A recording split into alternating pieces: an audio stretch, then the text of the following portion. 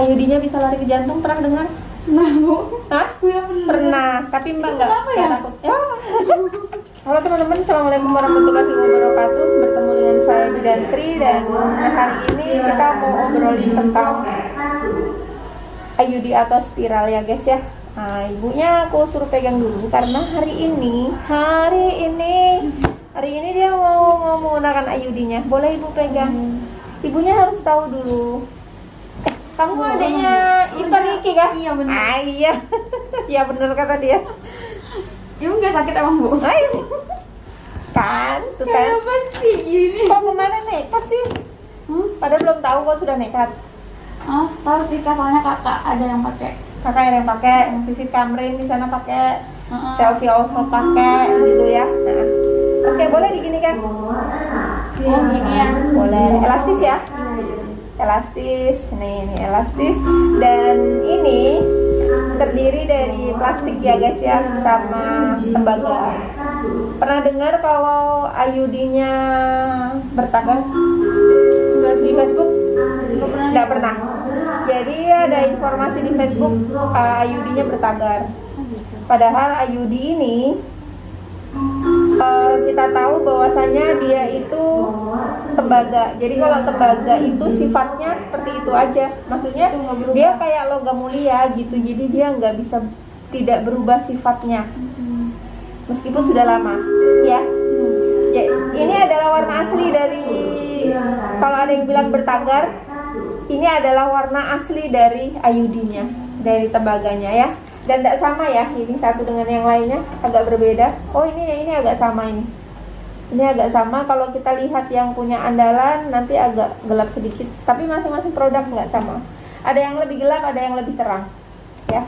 Jadi bu dimasukin segini keluar nanti begini juga warnanya? Iya, Oh. dimasukin ini keluarnya begini. Cuman kan karena kadang-kadang ketutup lendir ya guys ya, jadi agak tampak kelihatan lebih hitam. Gitu kan.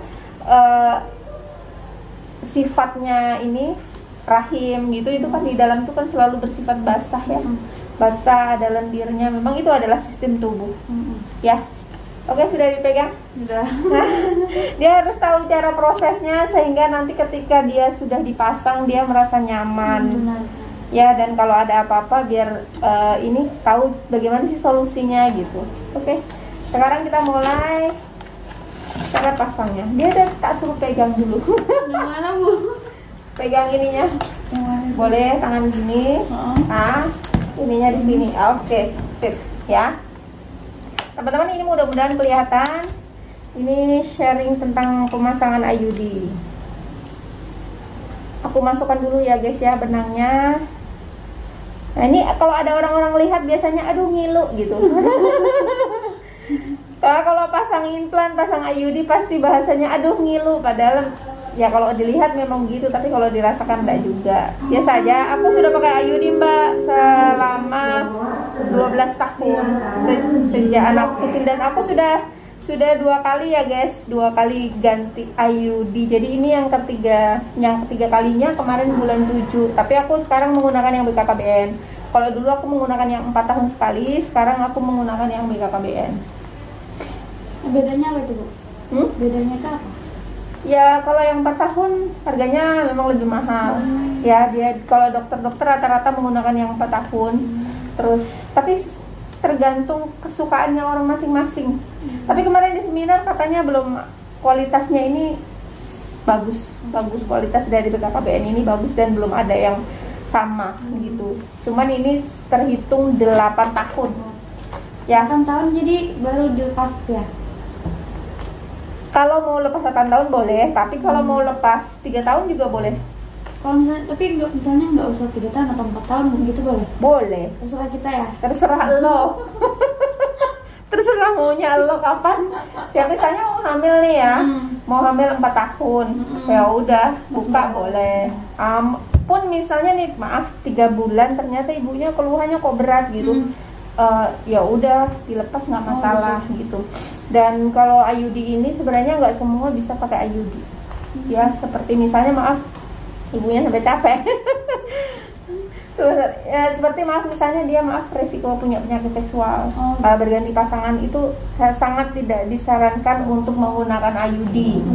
Terus rahimnya yang mungkin agak lebih kecil di bawah 6 cm itu nggak boleh. Nanti kita ukur dulu rahimnya baru bisa dipasang. Oke guys, kita coba mulai pemasangannya ya. Mulai cara pemasangannya. Aku cek dulu. Ini rasa. Ini rasanya apa, Mbak? Rasa apa ya? Ya kayak rasa dipegang. Iya, Jadi pasangnya itu rasanya seperti itu. Nah, tapi agak ditekan sedikit. Tapi nggak sakit kan? Enggak. Nah, hanya terasa lebih kayak ditekan sedikit. Nah, ini karena memang maaf di dalam rahim rongga liang senggama ini biasanya memang saraf nyerinya itu sangat sedikit sekali. Mungkin ya. Tapi memang karena proses pasangnya memang nggak sakit ya, karena saraf nyerinya mungkin ya nggak banyak ya. Terus ini kita coba. Nah, ini liang senggama ya guys. Nah, kalau berhubungan, maaf, Mr. P ini cuma sampai di sini ya. Nah, ini adalah mulut rahim di sini. Pas posisi ini mudah-mudahan kelihatan ini adalah mulut rahim. Boleh maju sedikit, Mbak? Tapi Mbak bisa lihat ya? Mbak Novera bisa lihat. Ini mulut rahim dan ini adalah rahim. IUD dipasang di sini. Nah, posisinya tepat di sini. IUD ini dipasang di sini. Jatuh ya. Nah, terus kalau ada yang bilang, aduh IUD-nya bapaknya tersentuh IUD, enggak, karena penisnya di sini, IUD-nya di sini. Akan ada pembatas yang namanya mulut rahim. Nah, tapi yang tersentuh adalah benangnya. Benang ini dari teknologi yang sekarang, benang ini kalau sudah sebulan benangnya akan lembut. Jadi si suami tidak merasa. Jadi kemarin saya termasuk yang benangnya saya potong sampai di sini sehingga suami tidak merasa sama sekali. Tapi saya lihat kok banyak pasien-pasien yang benangnya tetap dilepas segini kok nggak ada keluhan. Maksudnya dia nyaman aja, tetap dipakai IUD-nya. Sekarang saya terakhir ini benangnya yang dipotong segini baru diselipkan ke samping. Begitu. Ada pertinyiin. Ada pertanyaan? Enggak ada, Bu. Sudah cukup paham dan siap untuk dilakukan pemasangan. Berani ya? Berani. Dan hari ini dia mau buka implannya, guys. Nah, dia mau buka implannya karena dia mengalami apa? Perdarahan sudah selama yang sering banget ini selama 3 bulan. Selama 3 bulan. Jadi dia menggunakan implan. Maaf, implannya sudah dipasang berapa lama? Dari 2019 akhir. Dari 2019 akhir dan di 3 bulan terakhir ini mengalami haid ya. Tapi memang saya kalau haidnya lebih dari 2 minggu biasanya akan kita sarankan untuk diganti ya. Dan kebetulan kakakmu tuh pakai implan ya? Iya. Yang jualan jilbab itu ya? Iya. Jadi kalau haidnya lebih dari 2 minggu, karena saya khawatir nanti akan jatuh ke anemia, jadi saya sarankan untuk menggunakan metode yang lain. Dan kebetulan ibu ini cukup mantap karena tetangga-tetangganya pada pakai IUD. Iya. Jadi dia cukup mantap untuk menggunakan IUD pada hari ini. Nanti kita biasanya kalau mau pakai IUD itu akan diukur dulu apakah rahimnya cukup atau kurang dari 7 cm. Ya. Yakin? Sudah nggak ada pertanyaan? Oh ya, satu lagi. Kita sarankan itu kalau berhubungan sebulan setelah pemasangan IUD. Kalau boleh sih, tapi nanti suaminya akan cenderung terasa. Oh, yang si benangnya? Iya, si benangnya. Ada mitos juga bahwasanya IUD-nya bisa lari ke jantung. Pernah dengar? Nah, Bu. Hah? Ya, Pernah, tapi Mbak nggak takut. Ya. Dia takut. Apakah terbawa dengan aliran darah? Enggak. Masa? Enggak. Jadi kan tadi itu aku harus lihatkan lagi ke dia. Ini kan rahim itu kokoh ya. Ini rahim tuh loh kokoh. Dia nggak ada salurannya kemana-mana. Salurannya cuma ke bawah. Cenderung jatuh iya, tapi kalau dia lari ke jantung tidak mungkin. Dan tidak pernah ada kasusnya. Ya, karena ini bukan tempat aliran darah pertama, dan maaf, bayi yang benda hidup aja loh nggak kemana-mana, Iya. di situ aja, jatuhnya ke bawah, ya kan? Apalagi ini IUD ya, ini benda mati ya guys ya. Jadi kalau ada yang bilang pakai IUD, IUD-nya lari ke jantung, nggak masuk akal gitu loh. Terus satu lagi, apalagi tadi yang aku mau sampaikan, IUD-nya itu lari ke jantung. Oh ya, jatuh, maaf, ini agak ngeblank dikit. Jadi IUD-nya bisa jatuh, benar. IUD itu bisa jatuh pada wanita, maaf, yang haid, darah haidnya itu bergumpal-gumpal. Oh. Nah, nanti kalau mbaknya haid dan darahnya bergumpal-gumpal, itu mbak bisa dipecah darahnya. Takutnya IUD-nya terikut. Tapi kalau haidnya mbak normal, insya Allah enggak apa-apa. Ya.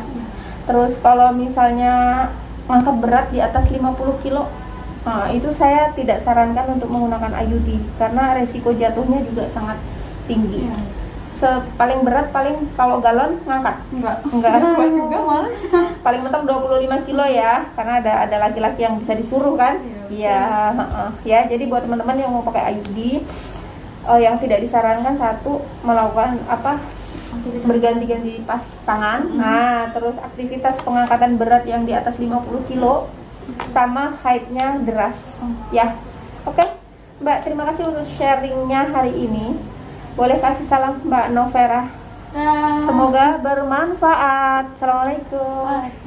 Teman-teman, ini tadi kita sudah coba memasang IUD-nya dan ternyata gagal karena rahimnya hanya 4 cm, mentok di 5 cm ya. Di bawah 6 cm kita memang tidak pernah berani melakukan pemasangan. Nanti tapi ibunya masih sangat jatuh cinta dengan IUD dan masih kepengen menggunakan IUD, jadi saya sarankan untuk ke dokter. Menurut informasi ada yang namanya IUD mini, meskipun saya juga belum pernah lihat sama sekali ya. Atau mungkin nanti kalau di dokter kan nanti di USG dulu, jadi lebih teliti posisi rahimnya bagaimana, kayak gitu ya. Jadi rencana nanti mau ke dokter ya, ke dokter. untuk melakukan pemasangan implan. Oke, sedih-sedih bahagia. Dan kok implan sih, pemasangan IUD. Dan tadi ini sudah implannya udah kita buka ya. Oke, makasih Mbak Novera. Assalamualaikum.